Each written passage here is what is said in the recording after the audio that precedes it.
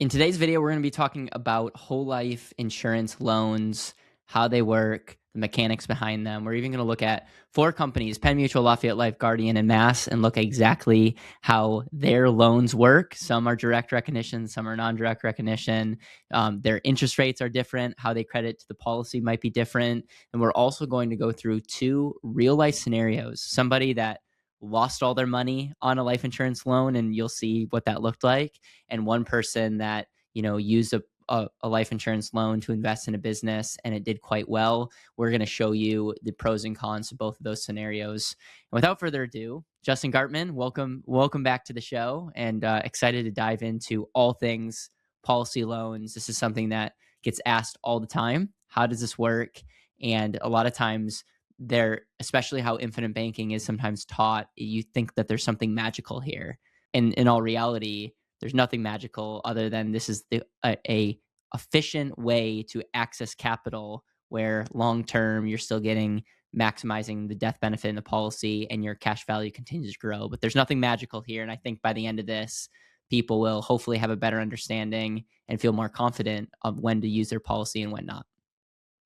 Yeah. One, thanks for having me, and it's definitely something that pretty much everybody asks that I get on a conversation with. They're like, "All right, how's this loan thing work?" Especially if they just heard a little bit about it, and so yeah, it's not some magic bullet. It can be a very powerful tool when used properly and everything, and so that's what we'll dive into today. But first, we'll talk about some of the basics here. So I'm not going to go into a ton of detail here, but there's really two different ways that the companies charge their interest. Ultimately, it ends up mathing out to about the same. It's just going to be a matter of what you may see inside your policy portal and everything. So you have interest in advance. So think of that as something that you pay rent at a place, or you're paying for Netflix. Hey, you pay for it and then you get it for the entire month there. You kind of prepay that. That's the same way that it works. Like at Guardian, you go in, you take a loan, you'll see that they prepay that. So it means you just have less cash value available. Now, if you pay your loan back earlier, that gets credited back. So ultimately, it doesn't make that much of a difference. Then flip to the other side, Penn Mutual, Lafayette Life. This just means, hey, they're going to charge it kind of backwards. So in arrears, they're going to charge it backwards, which means think of like your electricity bill. You use electricity and then they charge you for what you used. So that's really the way that it works. One's building up towards it. One, they charge before. And then if you pay back early, well, you get a little bit of not a refund, but hey, you have that cash value back there. So And that's really Justin, how I it I, works. I want to Yeah. go actually back to the basics before we get into this about life insurance loans in general, because some people, when they're thinking about this might be their first video watching of ours. And so just know that one thing that we specialize on this channel and as a company is helping people max fund, or what we call overfund, whole life insurance policies where you're getting a lot of cash value available. This is like equity inside the policy, and there's a couple ways that you can use that cash value. You can withdraw that cash value, or you could take a policy loan against it. Well, the reasons you would want to take a policy loan against it is if you withdraw that money, you can't put it back. And you're also reducing the death benefit as well. And in some cases, it may not be as tax advantaged. Whereas a policy loan, you're actually just collateralizing your cash value and your death benefit in a sense. You're able to borrow against a portion of your cash value, use that capital for whatever you want. As you pay back the insurance company, your cash value will get freed up as you're paying that back, which is available to you.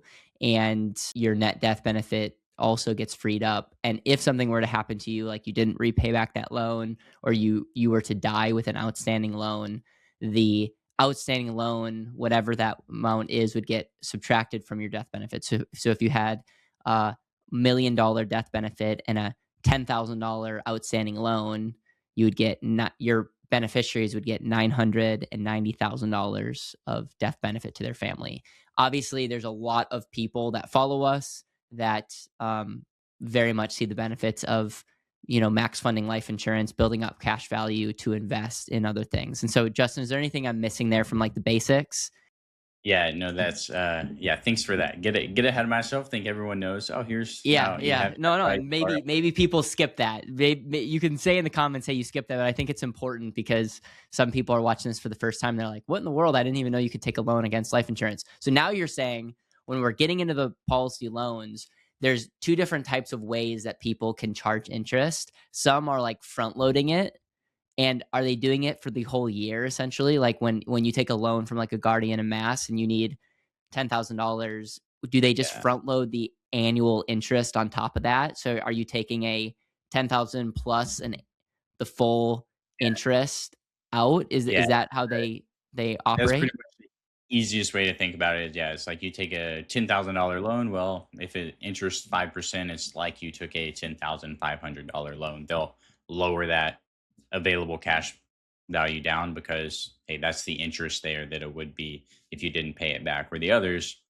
it's building up to that point It's accruing over, every day. yeah, every single day that you have And it there. if So in the ultimately, Guardian and MassMutual, if you pay that back sooner, like half a year, they just yeah, it's not like you're having to pay an annual interest rate. They would just credit the rest back to your cash value.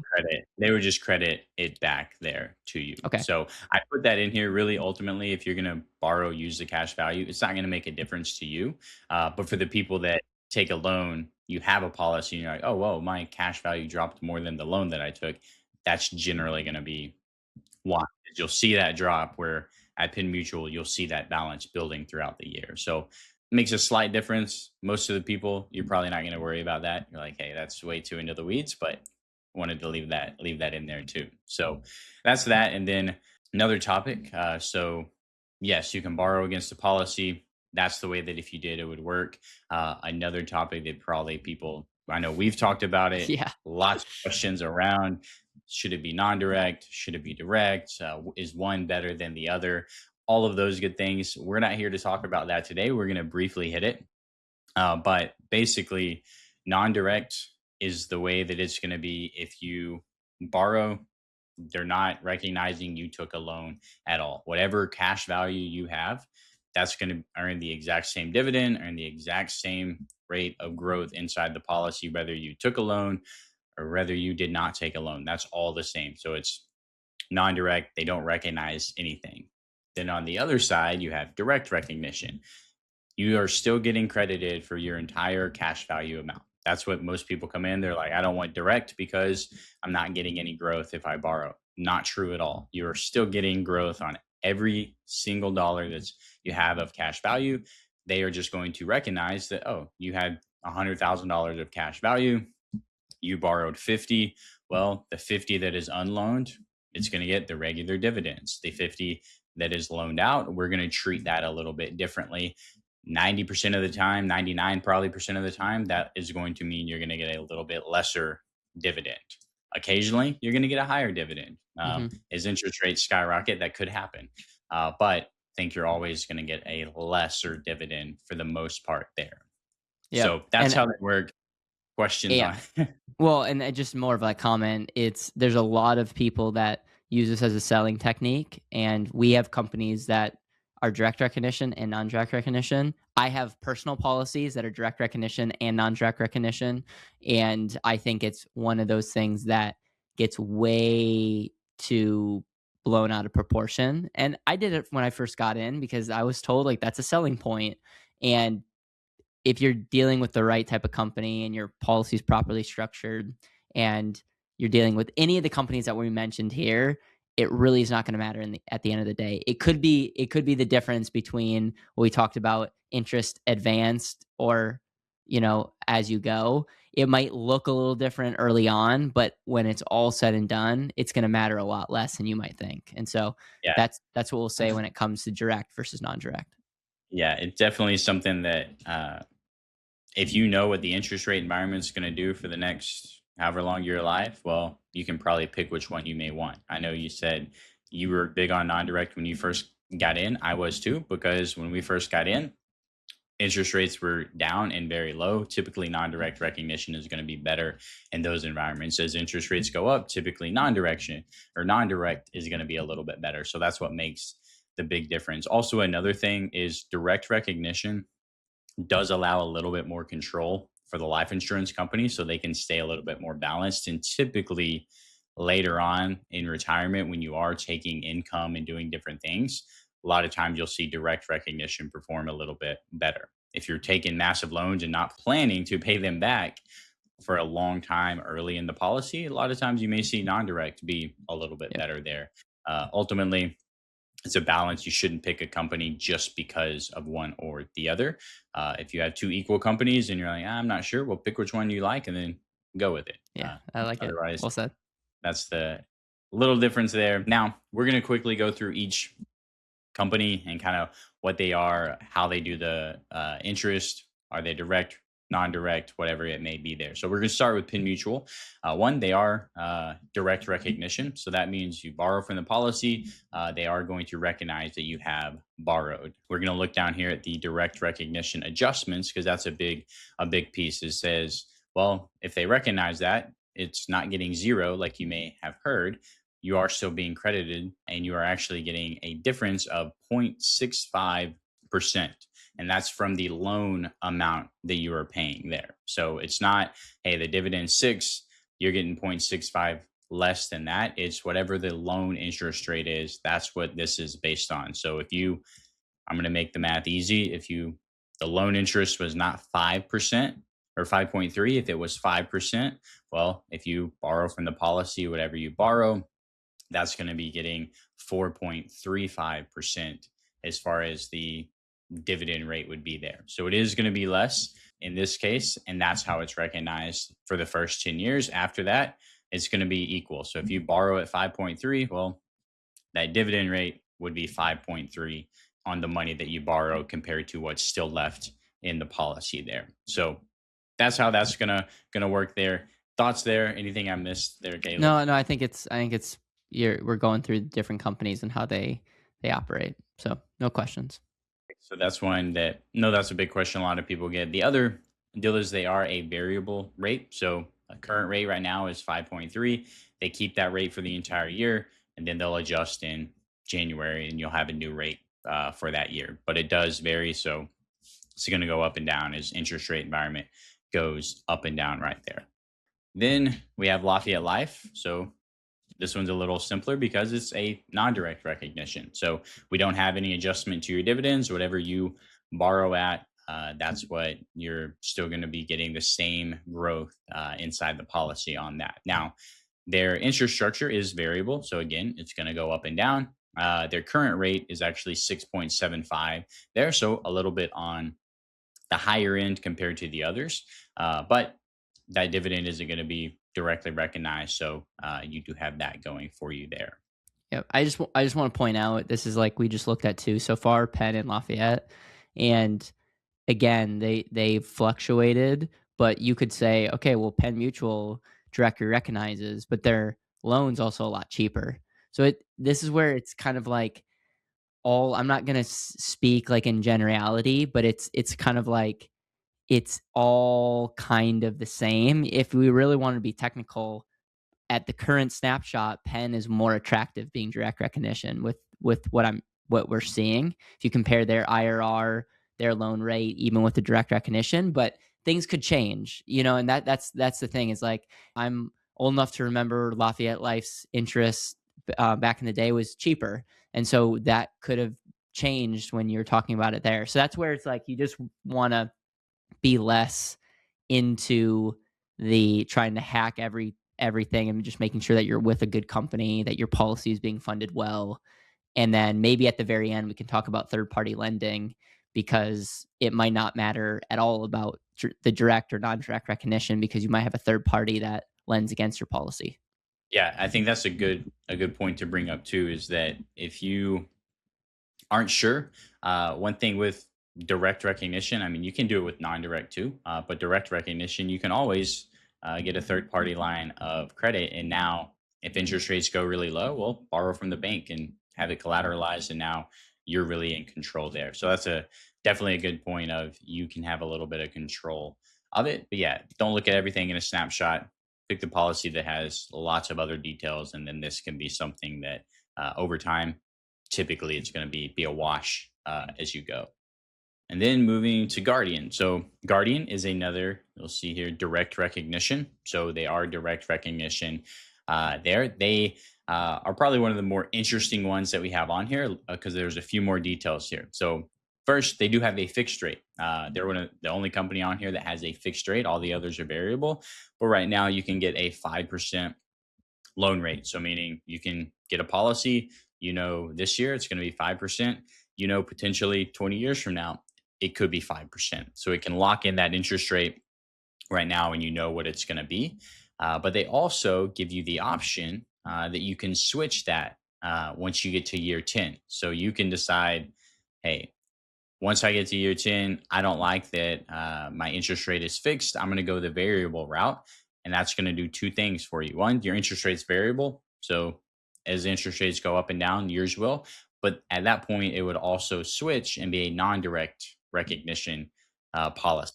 So if you're like, I really like the Guardian policy, I don't like that it's direct recognition, well, just hang out for 10 years and then you have the It's choice and you crazy. can make the I wonder switch who's there. coming up with this stuff. Like they're just creating like a nightmare on the back end of just like Yep, you get the I'm sure the this employees hate that.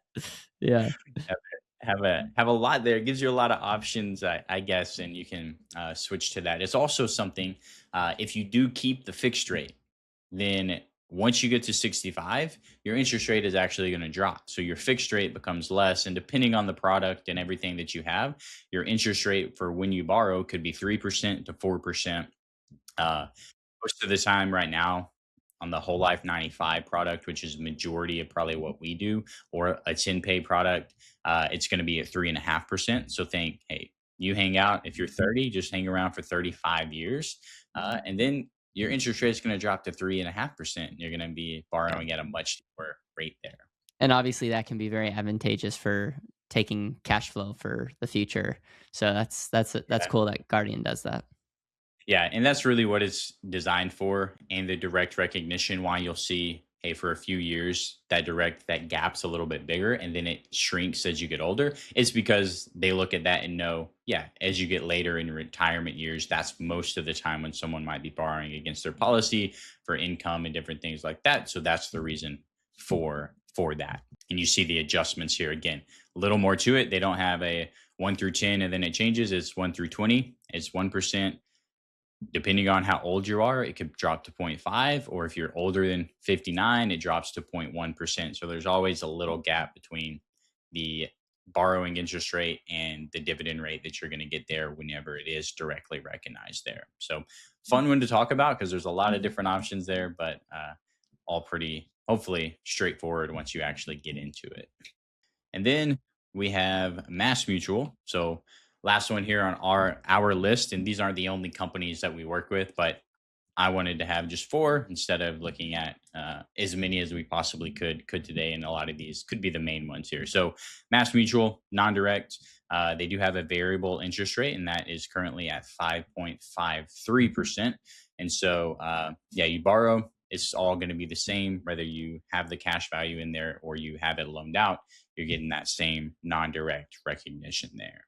And then any other, before we're going to look at two kind of case studies, actual people that I've either worked with or talked to, and their borrowing experience. Any other topics that we should dive into? Any other Well, I stuff? think one of the questions is how do these loan rates get generated? Like, how do they get Yeah, determined? Because Penn's, Guardians, and Masses are all very similar. Lafayette's is higher, and I'm curious what their back end is made yeah. up of and how they So determine that. each company generally is going to have their own parameters of how they actually do it. However, and a few of them actually have in their contracts that it's going to be based similar to Moody's corporate bond rate. So if you go back and you look and find Moody's corporate bond rate that you can look at, you'll see that the interest rates are generally going to be close to that because that's what they're going to work off of for the most part. Now, they also take into consideration their own internal of, hey, what do we actually need to charge? Because they got to stay in business. So that's why you may see one like Lafayette Life, who has a lot of outstanding loans. Their non direct interest rate environment's a little higher. Possibly. I mean, I don't know for sure, but you can look and assume that's why their interest rate needs to be a little bit higher right now, because of something like that. So that's what they're basing it off of, but they all have their own ways of calculating that, how close it's actually going to be to that. Now we're going to look at two different situations and two different outcomes here. And not that one is better than the other, but it's something to keep in mind of, to go back to, you don't just need to borrow against the policy because it's the cool thing to do. I don't know if we can say, hey, life insurance, put money in, borrow is a cool thing to do. I think it is. But you shouldn't just do it just to do it. You need to understand the loans and how they work and how there is interest being charged that's building up against you here. So these are two real situations right here. One situation, number one here, was somebody that they got a policy. They were told they had just inherited a lump sum of money, and they were in their 50s, and they were told, "Hey, you need to do a dump in with that policy. You got to get it into the policy right now so that you can put your money to work and borrow against it." You can't just leave it in the policy. You need to put it in, borrow it, so you can have that money working for you. Now, this person was had working. They weren't the entrepreneur type, weren't really the investor type. Not that that person couldn't learn how to do that, but they got the policy to do that, and they went and found a private lending deal. They had dumped in a little over $100,000, and they borrowed majority of that back out to go do this deal. And unfortunately, as can happen in investments, that borrow disappeared. So now they had, what they were told was, well, your minimum is going to be a certain amount, but you can meet that right now. But you'll also have income from the cash flow produced by what you're going to invest in. So you can continue to fund your premium and pay back the loan. And so whenever that happened, well, now they had their continued policy premium they had to pay. They had $100,000 loan. It wasn't exactly that, but call it $100,000 loan that's building interest, even at 5% interest. That's $5,000 a year that now they had no income to come in to pay for that. Their minimum, I think, of the policy was going to be about $10,000. So now that's $15,000 that needs to be paid.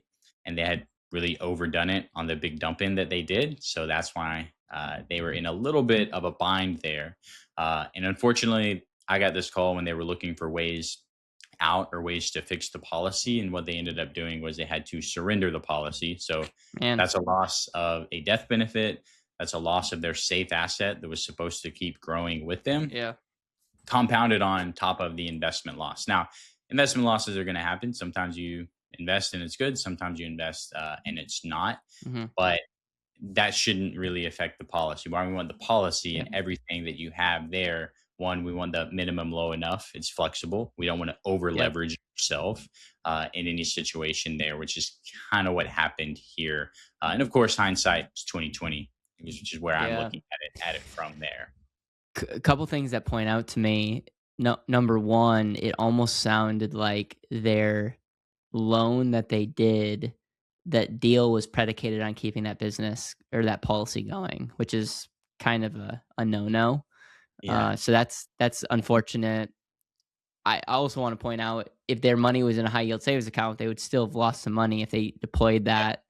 They're obviously canceling a life insurance policy within the first couple of years is not never a good thing to cancel a policy, but it's even worse in the first couple of years because you have less than what you've put in, and overall, that's really sad. Think it's I think it's like, was it a function of the policy loan? No, but they would have been much better off just keeping their money in cash value and not loaning against that. yeah, So yeah, it is unfortunate to see that, but it sounds like their policy was a little too big, and we probably would have structured it different if yeah, their whole policy was built like it sounded like they couldn't sustain it with their yeah. cash flow. That's what it was going to be. They were going to be funding the minimum. It was going to be essentially a stretch, anyways. It was, as we talked, it was, well, how much are you saving? And it was like, oh, I'm able to put away about $1,000 a month. That's right now.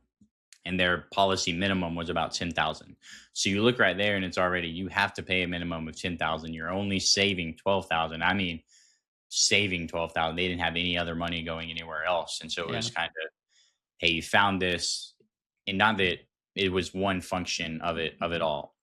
Like the policy loans can be a great thing, but it was more of a, you don't have to get all the money in the policy to then go out and invest. She could have done a smaller Mhm. policy, continued to build, made the same investment. Well, now the investment doesn't go as good, but we're able to keep the policy, keep the death benefit. You can keep funding. You don't have a massive loan to pay back Yep. there in any case. And early in the policy that happens, you don't have as many options. If you borrow and later on in the policy you don't have a way to pay it back, say things go really south, well, you probably have other cash value, you have dividends that are being paid that you can keep the policy going without having to get into that situation. So uh, just a function of everything. But main thing is make sure you understand the policy. Don't get more than what you can potentially handle Yeah. in most Well said. situations.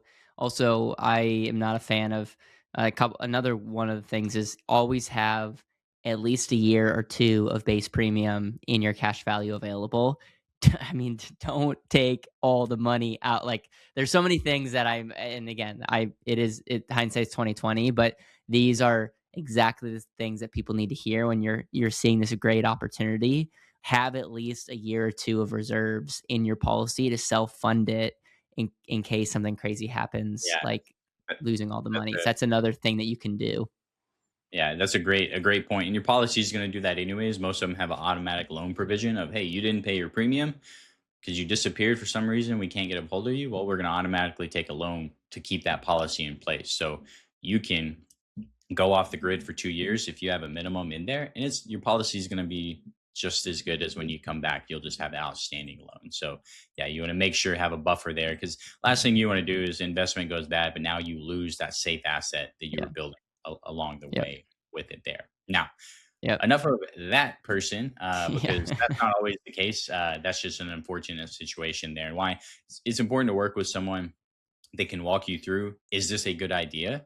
Not that we would give you, hey, no, the investment piece, but based on, hey, if things go right, great, we can look at that. But let's also look at things go wrong to make sure you're going to be in a good situation there. So, situation two, this person, they did a similar type policy, but they didn't overextend themselves. It was very similar. They wanted the policy, they wanted to dump in a large amount, but that minimum, they were saving a lot more than their minimum regardless. So things were going to have to not just lose an investment, but they were going to have a lot of things go wrong to not be able to fund the policy. So that already you're starting off on a much better foot.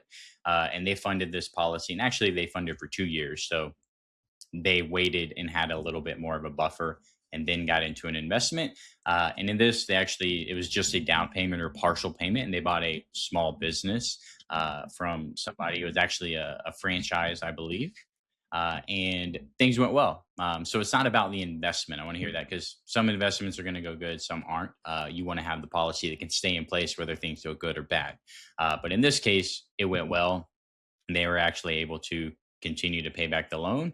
Uh, and even if things had gone south, they probably would have been able to still fund the minimum, at least probably a little more. And then, of course, you got to pay back the loan, but they would have been able to do that too, because the policy was more designed for, hey, here's what we're going to do, not overextending themselves. And so this person used that cash flow, paid back the loan, continued to pay the premium, and now they're just waiting on another opportunity, and they've paid another year premium, and so they have a larger nest egg there that they can It's continue awesome. to go out and use. So good situation, bad So situation. they took a policy loan, invested into a franchise business, paid back their policy loan, have the asset still. So their assets cranking, they have their capital to redeploy if they want, policies intact.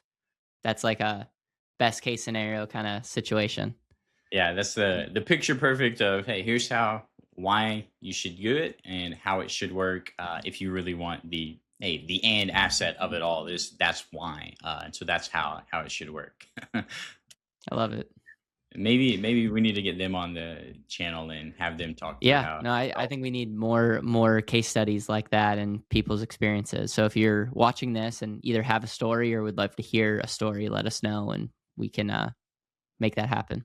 Be a good thing there. But yeah, all that really I'll say to summarize is there's always a cost to borrow, and I think that's what a lot of people miss is, like you said, they max out the loan, $100,000 loan at 5% interest, that's $5,000 a year that I know we typically say at least pay the interest so it's not compounding against you. You don't have to.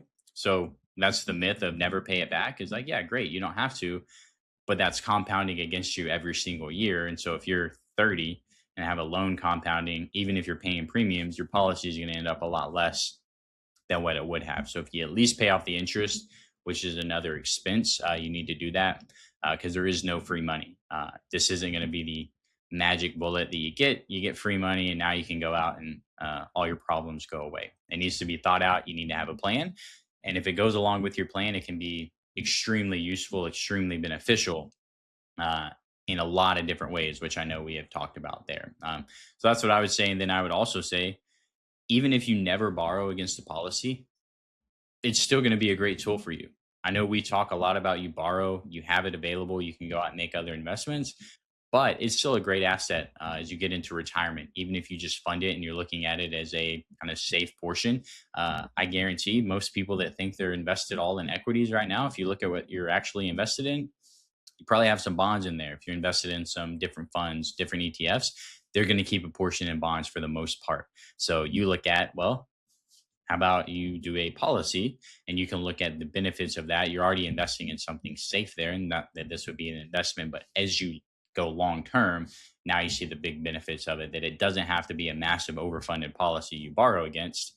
You can do something a lot smaller, a lot more flexible, still get all the benefits over the long term there. That if you're an entrepreneur type, yeah, you need a lot more cash flow going in. You're going to borrow. It's going to be a great benefit there. If you're not, keep working your job, allocate a portion towards life insurance, keep making your other investments, and you're still going to end up most likely in a lot better position than what you could there. So, to each their own as far as what it goes, it's all part of the plan and how it would actually fit into your life there. Well said. Well said, Justin. I know we mentioned briefly about third party lending, and I'll just share personally, as you were talking, I got my third party lender up, and I'm currently paying an interest rate of 5.95%. And so it's interesting because a couple of these companies were a little smaller. So like you could get cheaper money, but there was some type of it affected the policy, especially direct recognition. And so I see it all as kind of a wash. It could I squeak out a little bit ahead with certain companies? Maybe. I don't really think about it in the way of can I squeak a few, like, because everything's going to change, including the interest rate at my third party bank. What I care more about is a system. How do I maximize the premiums that are going in? And how do I just create simplicity? And for me, I like having checkbook access, wire access. I like that multiple policies that I have are combined in one.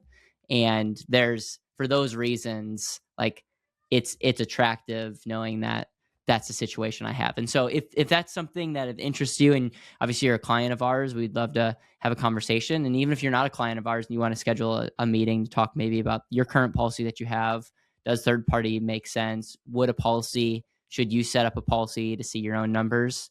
We have links down below, and you can check out the pin comment or the description. And we do this day in and day out. And so we would love to have a conversation with you, but we just want you to have more education and knowledge around how loans work and the pros and cons and how different companies are set up. Yeah, I think I need to call whoever you have your loan through because my interest rate, I have a third party line of credit too, and my interest rate is still at like 6.5. So, There you yeah, go. Well, making we'll me we'll have think to there. we'll make it happen. So that's one of the reasons why it's good to have conversations is to review.